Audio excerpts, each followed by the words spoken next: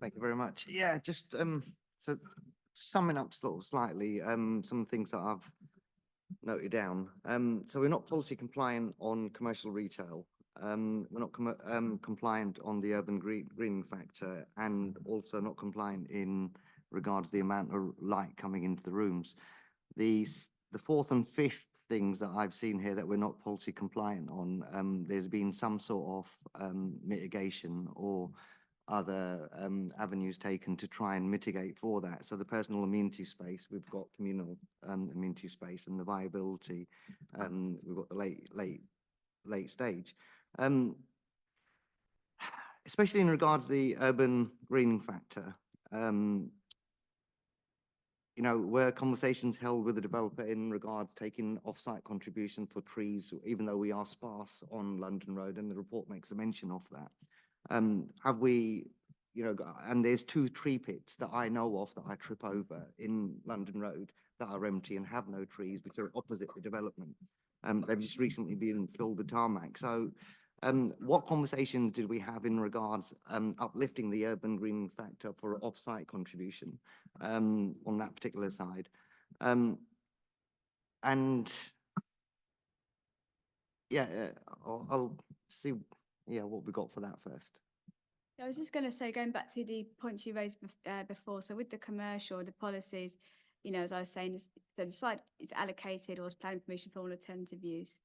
Then you've got no need for it or reasonable prospect being used or of its use being provided. And then the other one is, you know, in exceptional cases, losses outweighed by the benefits of replacement with residential floor space. So, you know, that is you know, obviously when you're coming to a decision as a committee, you know, weighing up them benefits of the residential. So that, you know, that then links it back to the policy with the commercial floor space. So I should have made that clear. So apologies there. But there was no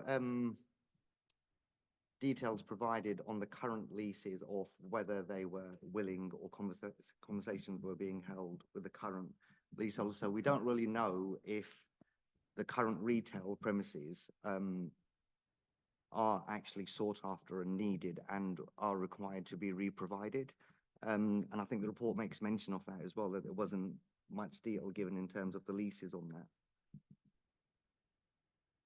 You know, when it says the same type, I mean, that's your sort of class E. So it's the same, you know, use class. You know, and like sort of workspace where we have more of a policy emphasis on looking to sort of, particularly in like employment sites, if they can be re-provided or, you know, have businesses, there isn't that sort of, that's not set out within, you know, the planning policy. So it's just about the use class and the floor space rather than the actual user. So it's the same sort of use class, but it probably gives more, it's a, you know, a town centre use. So if it's a retail use, there is that, you know, you know, that option if they, you know, could go back into it, but allow them to do that in terms of the use class. But so what I'm trying to get at there is that normally we have in strategic sites where we have to re-provide exactly the same amount of floor space for that particular use class.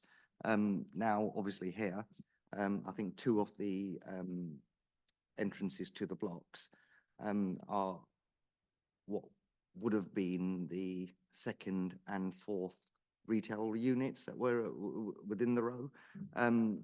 It seems like the capability from the model that's produced here is 3 units with 2 entrances for the 2 separate blocks.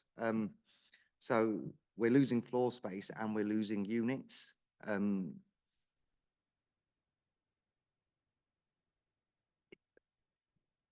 Yeah, added on to the other things that I mentioned, it's lacking in policy in quite a few different areas, but there's been no recompense or attempt to try and mitigate those with, I'm talking specifically here about urban green factor, and normally in developments of a medium size to large size, we normally see elements of Brent works or some sort of work experience or opportunities for our residents.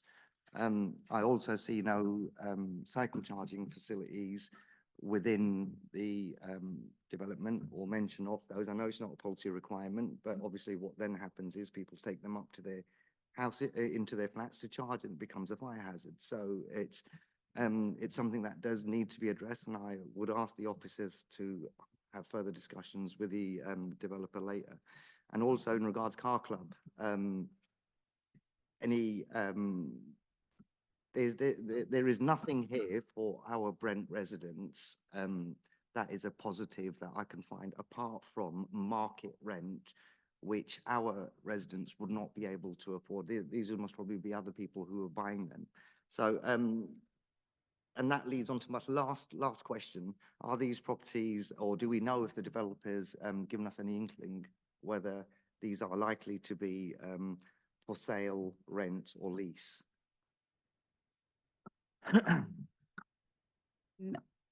No, I mean, they've been, for viability purposes, they've been tested as seen as for sale housing.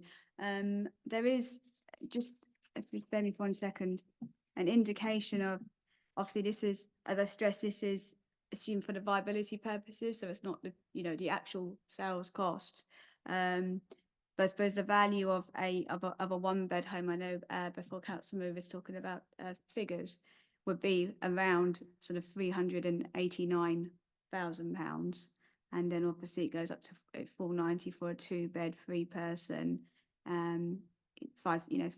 540 for a 2-bed 4-person, and your 3-bed 6-person is up to sort of 626,000. But I know we were talking before about, you know, is it going to be in the millions? A 1-bed would be about 300 and just under 390, but obviously that's for viability. That's not, you know, we haven't got any actual, haven't been sold or anything, you know, yet.